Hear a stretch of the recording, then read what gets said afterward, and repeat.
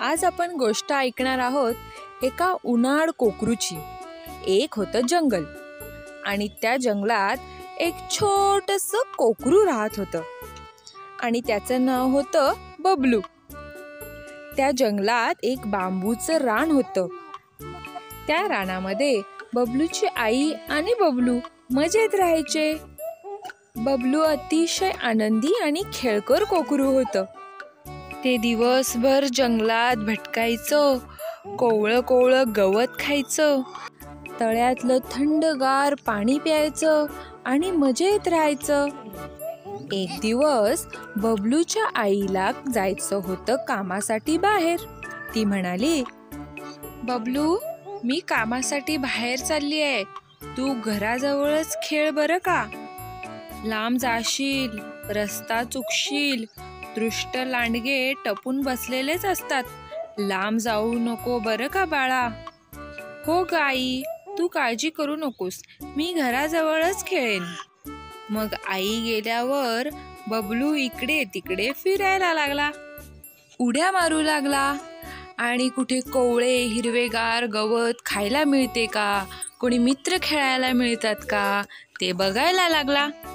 तेवढ्यात त्याला दिसलं एक सुंदर रंगीबेरंगी फुलपाखरू।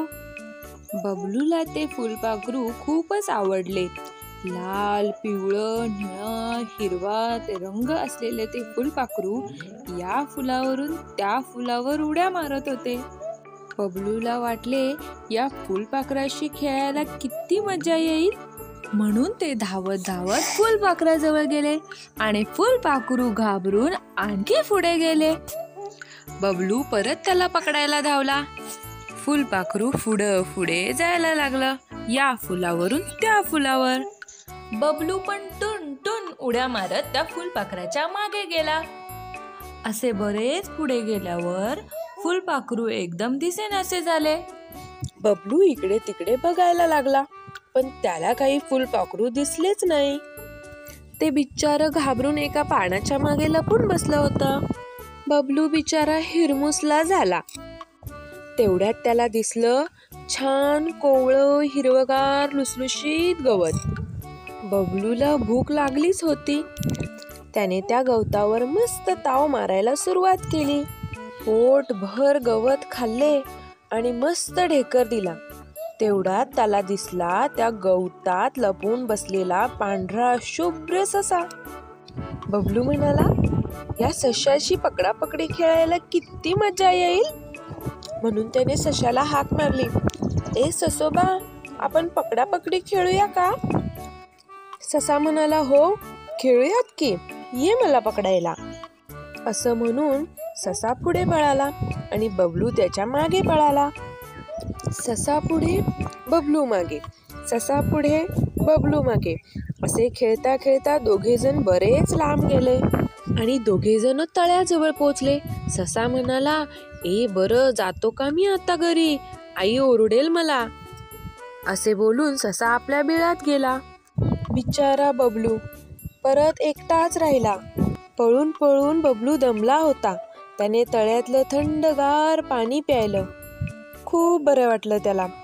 आता कोणाशी बरं खेळूया, असा तो विचार करत असताना त्याला झाडावर एक माकड दिसलं। माकड झाडावर उड्या मारत होतं, फांदीवर शेपटीने मस्त लटकत होतं, झाडावरची मस्त गोडगोड जांभळं खात होतं। मग बबलू म्हणाला, ए माकड दादा, मला थोडी दे ना रे जांभळं। माकड म्हणाला, मी नाही देणार, जा। असं म्हणून दुसऱ्या झाडावर टुनकन उडी मारली। बबलू पण पळत पळत त्या झाडाखाली गेला। ए दे ना रे मला जांभळं, मी नाही देणार, जा। असं म्हणत माकड एका झाडावरून दुसऱ्या झाडावर टुन टुन उड्या मारत जायला लागला आणि बबलू झाडाखालून त्याच्या मागे इकडे तिकडे धावायला लागला। शेवटी माकड एका झाडाच्या उंच फांदीवर जाऊन बसला आणि बबलू मात्र पळून पळून इतका दमला होता की त्या झाडाच्या सावलीखाली बसला आणि त्याला झोप लागली। बराच वेळ झाला, संध्याकाळ झाली आणि पक्ष्यांच्या आवाजाने बबलूला जाग आली। त्याने बघितलं की डोंगरापलीकडे सूर्य बाप्पा घरी निघाला होता। हळूहळू अंधार पडायला लागला होता. बबलूला एकदम घराची आणि आईची आठवण झाली. आईने सांगितलं होतं, लांब खेळायला जाऊ नको. हे पण आठवलं. त्याने विचार केला, आता पटकन घरी जायला पाहिजे. पण तो खेळता खेळता इतक्या लांब आला होता की त्याला काही त्याच्या घराचा रस्ता आठवेना. तो डावीकडे गेला, उजवीकडे गेला, मागे गेला, पुढे गेला. कुठेच त्याला घर दिसेना, रस्ताही आठवेना. बबलू बिचारा घाबरला आणि त्याला रडूच आले. त्याचा रडण्याचा आवाज ऐकून तिथे आले माकड. माकड म्हणाले, काय रे बबलू, का रडतोस तू? बबलू म्हणाला, मला माझ्या आईची आठवण येते, मला घरी जायचंय. माकड म्हणाले, कुठे आहे तुझं घर? बबलू म्हणाला, माझं घर आहे लांब लांब लांब. तिथे आहेत बांबूचे खांब खांब खांब. बांबूच्या खाली गवताचं छप्पर, तिथेच आहे माझे घर. माकड म्हणाला, अच्छा, बांबूच्या रानात राहतोस तू आणि इतक्या लांब आलास खेळत खेळत? बबलू म्हणाला, हो ना, मला कळलंच नाही. तू मला घरी सोडशील का माकड दादा? माकड म्हणाला, बरं बरं, मी तुला रस्ता दाखवतो, पण मी काय तुला घरापर्यंत सोडणार नाही बरं का. मी तळ्यापर्यंत सोडीन, चालेल का? बबलू म्हणाला, हो हो चालेल. माकड म्हणाले, ये माझ्या मागे. दोघं पळत पळत आले तळ्याच्या जवळ. तिथून पुढे माकड म्हणाले, नीट जा बरं का. आणि माकड निघून गेलं. बबलू पुढे गेला. तो डावीकडे गेला, उजवीकडे गेला, मागे गेला, पुढे गेला. कुठेच त्याला त्याचं घर दिसेना. बिचारा बबलू घाबरला आणि पुन्हा रडायला लागला. त्याचा रडायचा आवाज ऐकून कोण आलं? ससोबा. ससा म्हणाला, का रे बबलू, का रडतोयस? बबलू म्हणाला, मला माझ्या आईची आठवण येते, मला घरी जायचंय. कुठे आहे तुझं घर? माझे घर आहे लांब लांब लांब. तिथे आहेत बांबूचे खांब खांब खांब. बांबूच्या खाली गवताचं छप्पर, तिथेच आहे माझं घर. ससा म्हणाला, बापरे, बांबूच्या रानात राहतोस तू आणि इतक्या लांब आलास? हो ना, आई म्हणाली होती मला लांब जाऊ नको, पण मला खेळता खेळता कळालंच नाही. तू मला घरी सोडशील का ससोबा? ससा म्हणाला, बरं बरं, मी तुला रस्ता दाखवतो, पण घरापर्यंत मला काही येता येणार नाही. मी हिरव्या हिरव्या गवताच्या रानापर्यंत सोडेन, चालेल का? बबलू म्हणाला, हो हो चालेल. मग दोघे जण पोहोचले गवताच्या रानापर्यंत. ससा म्हणाला, हे बघ गवताचं रान, आता इथून पुढे नीट जा बरं का. मग ससा गेला आपल्या वेळात आणि बबलू पुढेच गेला. घर आपले कुठे दिसतंय का ते बघायला लागला. डावीकडे गेला, उजवीकडे गेला, मागे गेला, पुढे गेला. घर काही केल्या दिसेना. बिचारा बबलू.